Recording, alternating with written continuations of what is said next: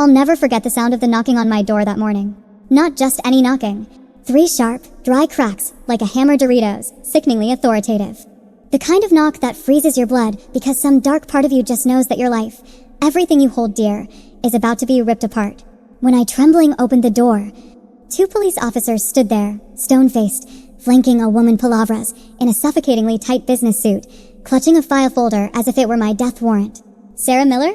one officer asked, his voice devoid of emotion as if I were a common criminal.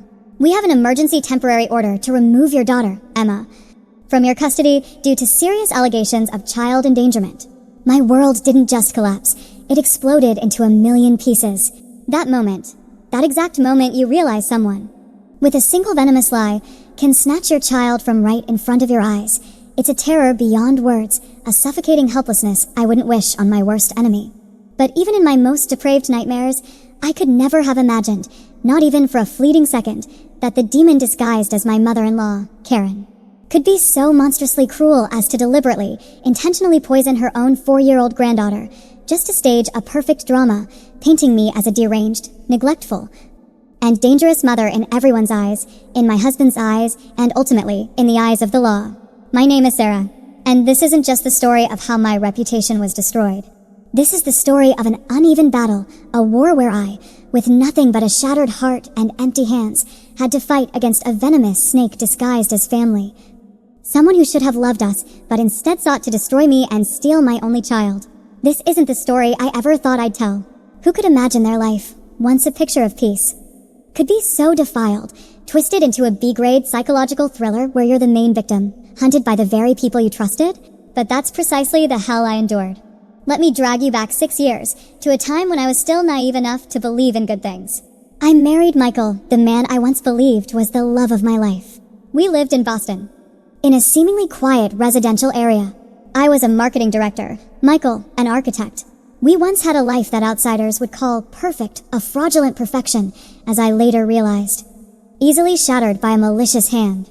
Initially, my relationship with Karen, my mother-in-law, was like a swamp concealed by a thin layer of mud. She feigned concern, but in reality, it was an invasion of every corner of my private life, an oppressive presence, always with a fake smile that left me unable to complain. I deceived myself into thinking it was because she loved her only son, Michael, who always obeyed her unquestioningly, especially since his father passed away. A blindness I would later pay dearly for. Everything changed, or rather, the true face of the devil began to show when Emma was born. Our little girl, our angel, became the excuse for Karen's cruelty. Emma was born with a severe peanut allergy. Not a common allergy, but the kind that could kill her in minutes. That meant our lives revolved around EpiPens, around scrutinizing every tiny word on food labels and the constant obsession time she was near unfamiliar food. A burden, yes, but a burden of love. From the moment Emma was born, I sensed a disgusting change in Karen.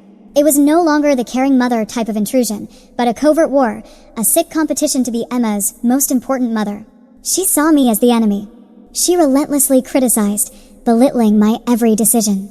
"You bundle her up too much. You'll make her weak. Not warm enough? Are you trying to make her sick? You're holding her wrong. So clumsy. You're spoiling her rotten. She'll be a brat. You're not stimulating her development enough. You want her to be slow?" Every visit from her wasn't a joy, but a trial where I was the defendant, and Karen was the judge, jury, and executioner, ready to strike with her venomous words. Michael? He was completely blind, or willfully ignorant. "That's just Mom's way of helping," he'd parrot, his excusing tone unconcealed. "She raised me all by herself. She has experience." Experience in poisoning souls, more like. The first blazing red flag, which I should have recognized sooner, was how Emma called her grandmother, Mrs. Control. A 4-year-old doesn't just invent a name like that. It was Karen who drilled it into her head, twisting her sick control into an adorable game. "That's our little secret," she'd whisper in Emma's ear, her voice sweet as poison mat. Those words, to this day, are like a knife twisting in my heart. The day everything exploded was fast approaching, Emma's 4th birthday. I had poured my heart and soul into it, trying to create a small paradise for my daughter. A princess theme, special peanut-free cake, checking every single food item with all the parents. I did everything. And then Karen appeared, with the smile of a wolf in sheep's clothing. "You're so busy with work," she said, her voice dripping with fake sympathy. "Let me handle the small details." I hesitated.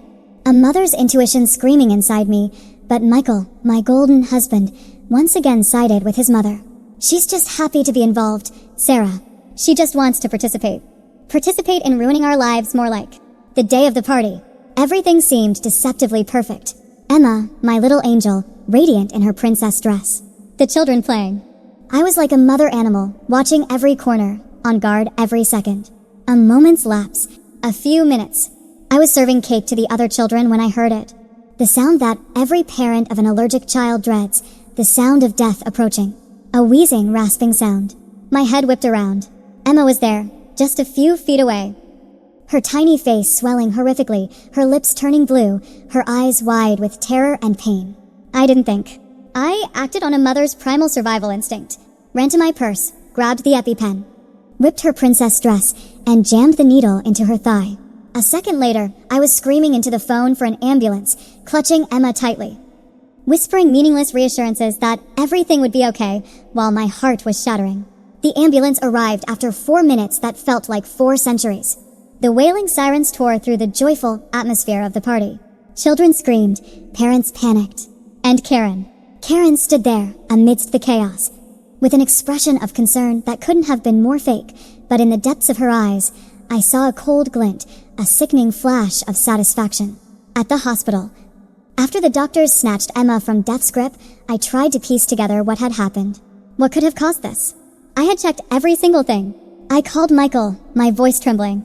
I don't understand, he said, still with that infuriatingly naive tone. Everything was peanut-free. We were so careful. That's when Emma, her voice as faint as a whisper from the grave, said something that froze the blood in my veins. Mrs. Control gave me a special cookie. She said it was our secret. My body went rigid. What kind of cookie, my angel? A peanut butter cookie. She said Mommy was too strict and that peanut butter cookies were the best in the world. She said a little bit wouldn't hurt. I struggled to stay calm in front of Emma, but inside, a monstrous rage was screaming. Karen knew. She knew better than anyone about Emma's allergy. She had been present at all the doctor's appointments.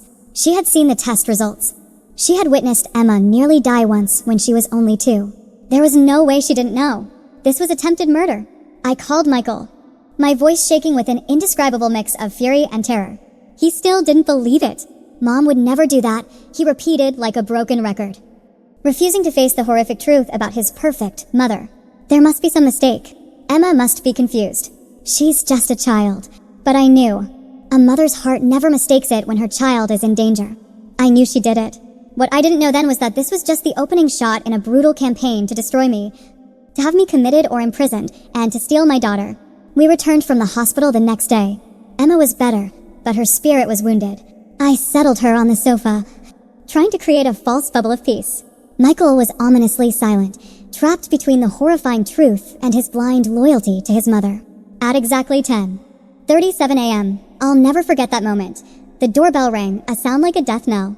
On the threshold stood a woman in her 40s, cold-faced, exuding a chilling professionalism, clutching a briefcase. Miss Sarah Miller? I'm Jennifer Walsh from Child Protective Services. We've received an urgent complaint, accusing you of severe medical neglect and creating a dangerous living environment for your daughter, Emma. I need to conduct an immediate investigation. My heart stopped, then hammered against my ribs like a trapped bird. Neglect? Dangerous? Me? Jennifer Walsh flashed her badge, her eyes devoid of any warmth. Then asked a redundant question about whether she could come in. What choice did I have? Refusal would only confirm my guilt. I opened the gates of hell wider, let her in, and called Michael in a voice I no longer recognized as my own. We've received extremely alarming information, Jennifer Walsh began as soon as she sat down, her tone that of a judge who had already passed sentence. Emma, my terrified little bird, stared at us from the sofa. A detailed complaint alleging that you have deliberately neglected your daughter's severe allergy and that the living conditions in this house pose a direct threat to the child's life. What followed was an extended torture session, probing, accusatory questions about our parenting, venomous insinuations that we didn't take Emma's allergies seriously, or worse, were exploiting it. Jennifer Walsh scribbled relentlessly, each pen stroke like a knife cut, while she ransacked our home, flinging open closets, rummaging through the refrigerator, scrutinizing every pill in our medicine cabinet. My home, my sanctuary, instantly became a crime scene. You have peanut butter in your pantry, she declared. her voice dripping with the accusation of a prosecutor who'd found irrefutable evidence. With a child severely allergic to peanuts, this is an act of extreme irresponsibility. I tried to explain, my voice cracking, that it was Michael's, that he never ate it at home, that we had incredibly strict rules, that the jar was an oversight that would be immediately discarded. She nodded curtly, but her pen kept scratching, her eyes filled with suspicion. Everything in my house suddenly seemed suspicious, as if they were my accomplices. Then, like a fatal blow, she demanded to speak to Emma alone. I protested vehemently. Emma had just been through a horrific trauma. She was too fragile. But Jennifer Walsh insisted, coldly stating it was standard procedure. Michael, still that weakling, gently pulled me into the kitchen, leaving my daughter to face that strange woman alone. What in God's name is happening? I whispered desperately to Michael. Who? Who could be cruel enough to file a report like this? Michael shook his head, his face still a mask of confusion. But in his eyes, I saw a flicker of dawning awareness, a glimmer of suspicion that, deep down, he knew who the culprit was.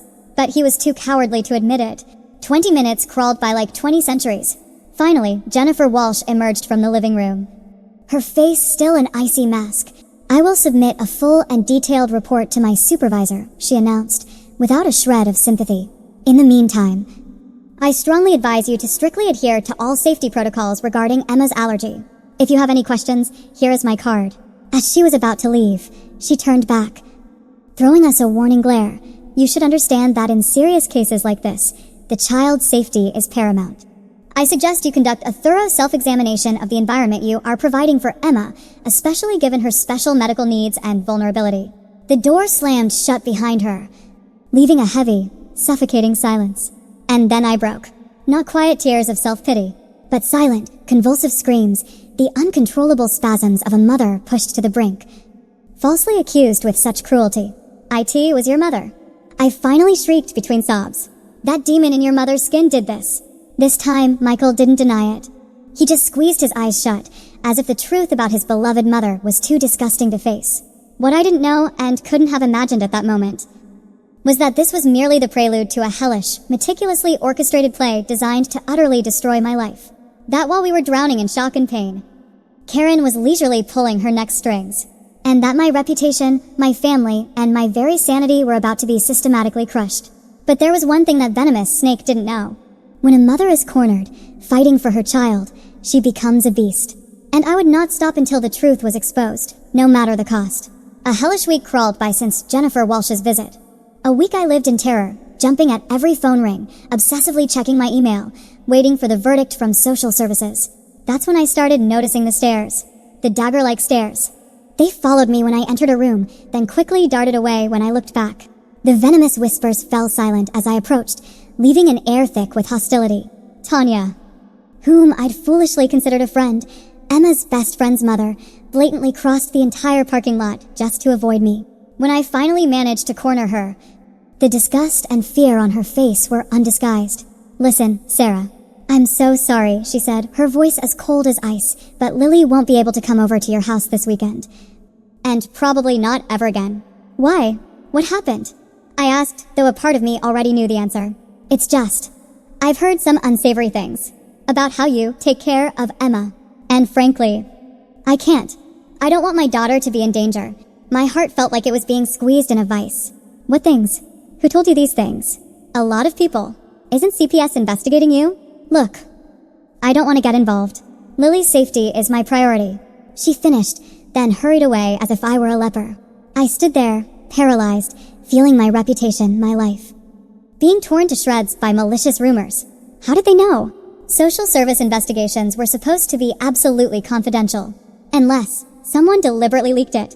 And then I saw her, Karen, my beloved mother-in-law, standing arrogantly at the school gate, mouth animated like a Cheshire cat, hands gesticulating wildly as she spoke to two other mothers, occasionally pointing at her phone as if showing off a trophy. A crazed rage flared within me. I wanted to charge at her, to rip apart her hypocritical mask. But just then, the bell rang, and children poured out. I quickly grabbed Emma, perhaps a little too tightly, and fled the scene. In the car, Emma pulled a crumpled piece of paper from her backpack. "Mommy, I found this in my bag," she said, her voice innocent. It was a note scrawled in clumsy capital letters. "Ask your mommy why she feeds you poison to hurt you." My hands trembled, crushing the paper. I don't know how I managed to drive home without crashing that day. Fury, humiliation, and a bone-chilling fear were consuming me from the inside. The moment I got home, my phone rang. Karen's name flashed on the screen like a taunt. I took a deep breath, put it on speaker, and hit record. From now on, everything had to be documented. Sarah, darling? Karen's voice oozed a sickeningly fake sweetness. I just wanted to check on you and little Emma. I heard through the grapevine you're having a bit of trouble. You know, dear, I'm always here if you need help. Being a parent is just so overwhelming, isn't it? Especially when one hasn't had a good upbringing as an example. That final jab, a dig at my motherless childhood, was classic Karen. Always a little poison dart wrapped in a pretense of concern. Thank you, Mother, I replied through gritted teeth. But we are very fine. Emma is perfectly safe and loved with us. Of course, my dear. I'm just worried. I even heard about that dreadful visit from social services. What a terrible thing. Who could be so cruel as to report a mother like that? Her hypocrisy was so thick I could taste its bitterness. I hung up immediately, unable to bear another second of her voice. When Michael came home, I threw everything at him. The note in Emma's bag, the sight of Karen gloating at school, the shunning looks, his mother's venom-laced voicemail. I'll talk to Mom.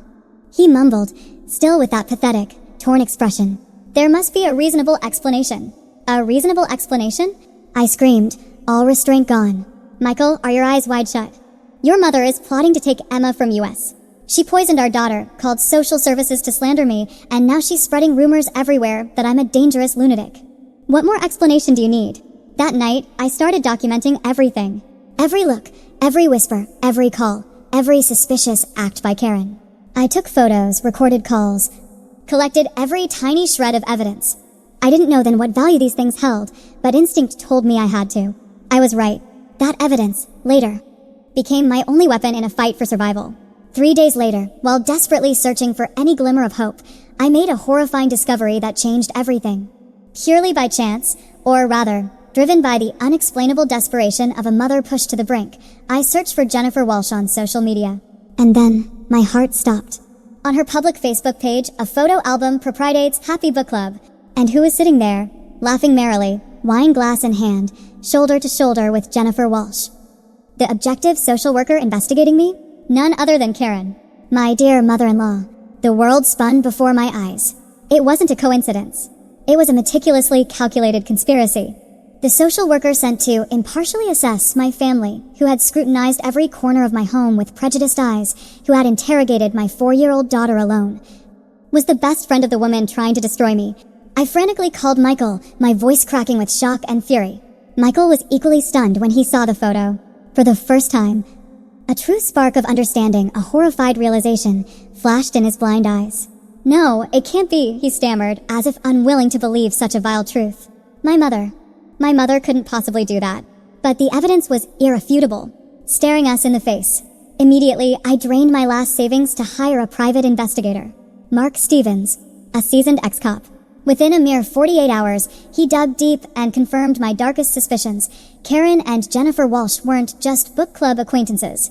They were soulmates in malice, friends for 15 years. Jennifer Walsh was the godmother to Karen's nephew. A relationship so close it was unbelievable. It was a blatant conflict of interest. An unforgivable breach of professional ethics. A dirty, collusive plot to frame me. And yet, the bureaucratic wheels of so-called justice continued to crush us. The next morning, we weren't awakened by the sunrise, but by Emma's blood-curdling screams. Our front door was splattered with rotten eggs and animal feces, and on the door, scrawled in what looked like blood-red paint, were the words, "Crazy bitch, get out." Emma sobbed hysterically with fear. Michael stood frozen, his face ashen. As for me, a deadly chill spread through my body. Enough, I said. My voice frighteningly calm, the calmness of a rage that had reached its peak. The game is over. We fight to the death.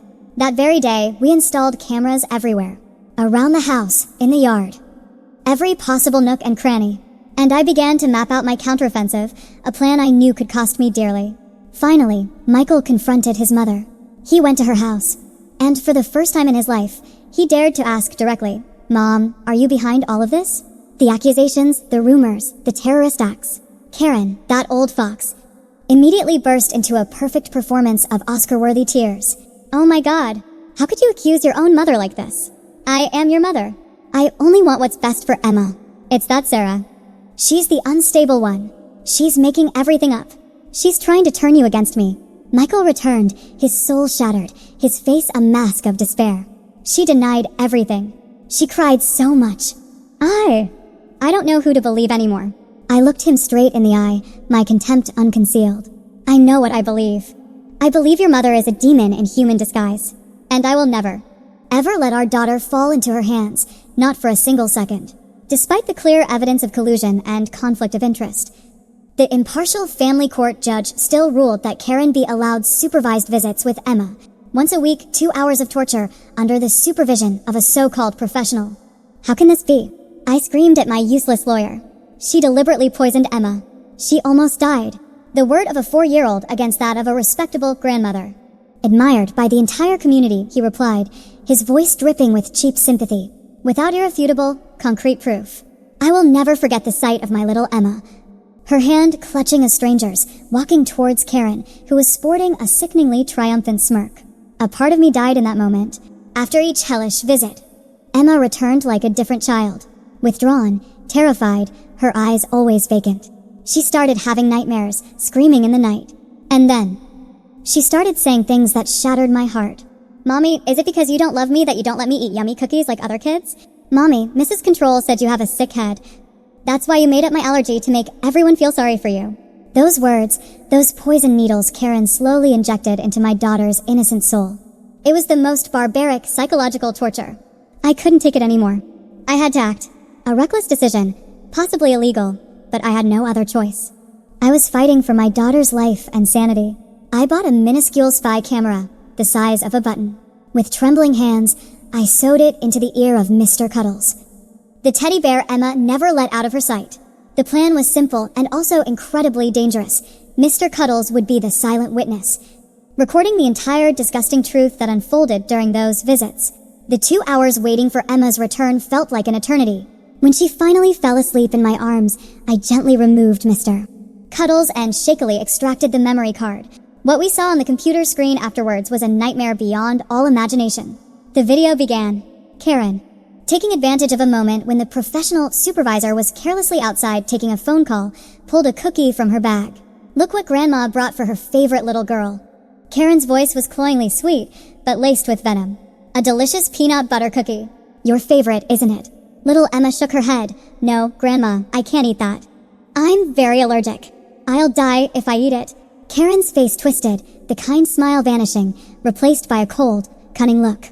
Oh, please, that's just your mother lying to scare you. Your mother, well, she has problems in her head. She made up your allergy to make you miserable, to make everyone think she's a special mother, sacrificing for a sick child. She just wants attention. Emma, confused and terrified, but last time, I had to go to the emergency room, Grandma. Karen cut her off, her voice insistent. That was because your mother gave you too much weird medicine. It was all her fault. Listen to Grandma. Just take one tiny bite. If anything happens, you just blame your mother for not taking good care of you. And then maybe the judge will let you come live with me. We'll have so much fun. No one will ever stop you from eating anything you want, okay? Michael leaped up, his face ashen, slamming his fist on the table so hard the cup rattled. Oh my God, that monster. She's really trying to kill her, again and again. Tears streamed down my face, not tears of weakness, but tears of unadulterated rage and steely determination. This was no longer a family feud. This was a war against a dangerous psychopath, a cold-blooded murderer. Early the next morning, we were at the lawyer's office, throwing the horrifying video onto his desk. The lawyer's expression went from professional to deeply shocked, then to utter outrage. Good God. This is irrefutable proof of an intentional act endangering a child's life. This is pathological psychological manipulation. This is a crime. We want an immediate restraining order. And we are pressing criminal charges, I declared, my voice like steel. But as if hell wasn't bad enough, just before we could act, another lightning bolt struck us. Karen, that old vixen, had beaten us to it, filing a petition for full custody of Emma.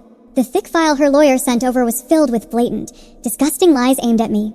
I was portrayed as a lunatic suffering from Munchausen by proxy, a sick syndrome where a parent deliberately fabricates or induces illness in their child to gain attention and sympathy. I read it, my hands shaking, my blood running cold.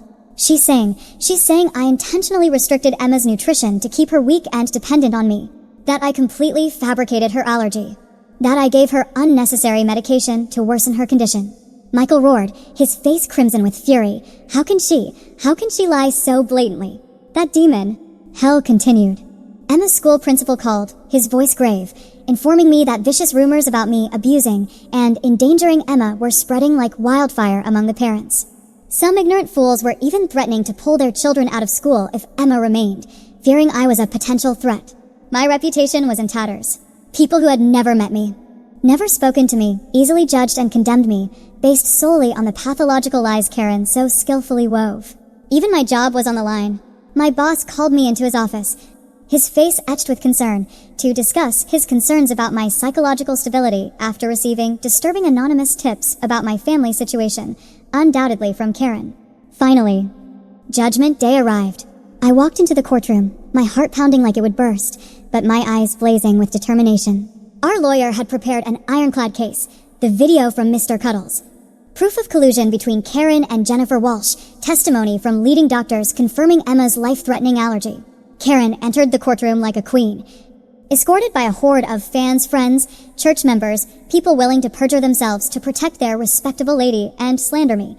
One by one, her witnesses took the stand, spewing perfectly rehearsed lies about my neglect, erratic behavior, and pathological lies concerning Emma's health.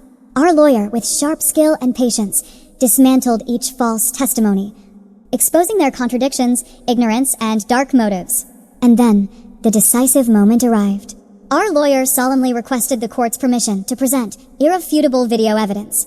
The judge, after a moment's hesitation, agreed. The courtroom plunged into silence as the video from Mr. Cuddles played on the large screen. That silence was thick, heavy, then shattered into gasps of disbelief, then outrage. Karen's face went from confident to pale, then ashen.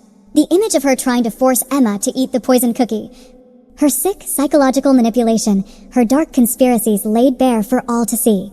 The seasoned judge, who had witnessed countless tragedies, had to remove his glasses, rubbing his eyes repeatedly as if he couldn't believe what he had just seen and heard. Mrs. Williamson, he finally spoke, his voice stern and cold, looking directly at Karen. Are you aware that what we have just witnessed on this screen is not merely unethical behavior, but constitutes the crime of intentionally endangering the life of a child, your own granddaughter? Karen stammered, her face devoid of blood. That's not what you think.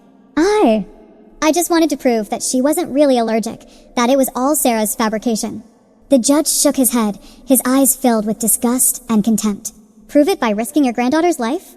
I believe this court has seen more than enough to render its final judgment. The judge issued an immediate, permanent restraining order against Karen. She was never to approach Emma, nor contact us in any way, shape, or form. It was a victory. A victory soaked in tears and etched with scars that would never heal. That night, I found Michael sitting alone in the dark, fiddling with old photographs, him as a child, smiling innocently beside the mother he once worshipped. How could I have been so blind, he whispered, his voice filled with bitterness and self-loathing. All these years, how did I not see her true self? That demon in human skin. I didn't know what to say. How could one explain the terrifying psychological grip a sick, narcissistic mother could have on her own child? How could one soothe the pain of such ultimate betrayal? The following weeks, months, were an excruciating internal struggle for our marriage. Michael vacillated between consuming rage towards his mother and moments of weakness, denial, even muttering that maybe Mom really just meant well but went about it the wrong way. In those moments, I just wanted to scream at him, to run far away. I can't take this anymore, Michael. I had screamed during one fiery argument, my suitcase half-packed. I can't live like this. I can't fight that demon and fight your blindness and weakness. If you can't stand 100% by me and Emma, then we're done. That crisis pushed us to the brink of divorce. But it also forced us to confront each other, to lay bare every emotion, every pain, something we had never done before. In the midst of that storm, I received devastating news from my company, Karen. Relentless in her campaign to destroy me, had been sending anonymous letters, accusing me of severe mental problems, unfit to work. I had to fight again to save my career, my only source of livelihood. And then, one day, the unthinkable, the thing that proved Karen's bottomless insanity, happened. I received a frantic phone call from Emma's school. Karen had attempted to kidnap Emma. She had gone to the school, fabricated a story that I had been in a serious accident, was critically ill in the hospital, and that she was the only one authorized to pick Emma up. Fortunately, the school had been forewarned and immediately activated their emergency security protocol. Karen was apprehended by security personnel and police on the spot.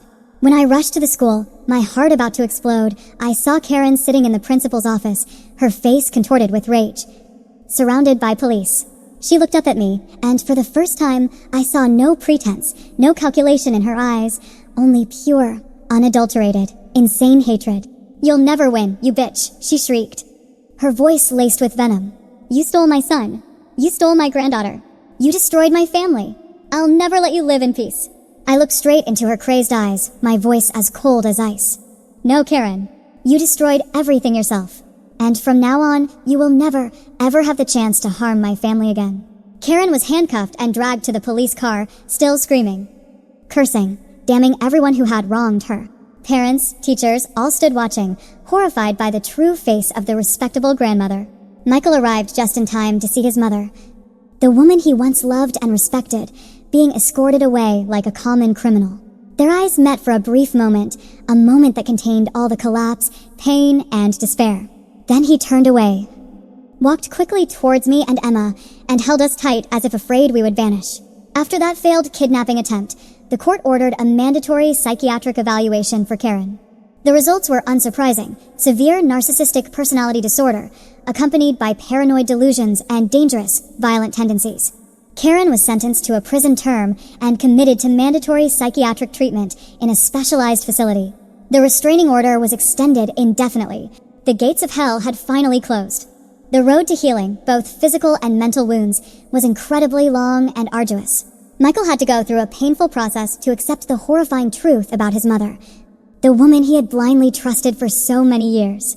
Perhaps, deep down, he had always sensed something was wrong, but had chosen to ignore it, chosen to live in deceit. One day, Michael sat down and wrote a very long letter, not to Karen, but to himself. A letter to confront, to release, to hold a funeral for the idealized image of the mother he had constructed. And to accept her sick, true self. "I'm sorry," he told me one evening, his voice choked, tears streaming down his gaunt face. "I'm sorry I was so stupid, so blind, for not believing you from the start. I should have protected you and Emma sooner. I was a terrible husband, a terrible father. I held him. What matters is that you finally woke up. What matters is that we got through it together. That's what's important." Gradually, my little Emma also began to recover. The nightmares became less frequent, her clear laughter began to return. She no longer asked about Mrs. Control, as if her subconscious had erased that terrifying image. The pictures she drew were once again filled with joyful colors. We began to rebuild from the ashes, creating new memories, new traditions, redefining the meaning of family in our own way, a family built on truth, love, and absolute trust. 6 months after the final nightmare named Karen, we made a crucial decision to leave Boston. To leave the city filled with painful memories, where every street corner, every person could trigger the trauma. We needed a completely fresh start. Denver appeared like a promised land. Far away, new, different. A place where no one knew our horrific story. Where Emma could simply be herself, not scrutinized. Not labeled as the little girl whose crazy grandmother tried to kill her. Packing up our lives, liquidating the past, was a painful but necessary therapy. Every item carried a memory, some happy, some sad, and many tainted with Karen's venomous touch. We ruthlessly discarded, burned everything that belonged to her, as if wanting to purify our home and our souls. Our new home in Denver was smaller, but filled with light and fresh air. It felt like a new breath, a rebirth. I started writing about everything I had been through. Initially, just to vent, to heal myself. But then, I realized my story could help others, other women trapped in toxic relationships, manipulated by relatives of fetos. I decided to share. To my surprise, many people reached out to me, sharing stories even more horrific than mine. Together, we formed a support group, a place to listen, to share, to give each other strength. Emma, with the extraordinary resilience of a child who has weathered a storm, adapted quickly. New school, new friends, new life. Her allergy was still a part of her life, but it was no longer an obsession. A tragedy, just a fact to be dealt with and managed. We adopted Buddy, a playful golden retriever puppy. Initially, just for companionship. But Buddy brought so much more. His warm, carefree presence soothed Emma's soul, helped her find joy and peace again. We even had Buddy trained as an allergen detection dog.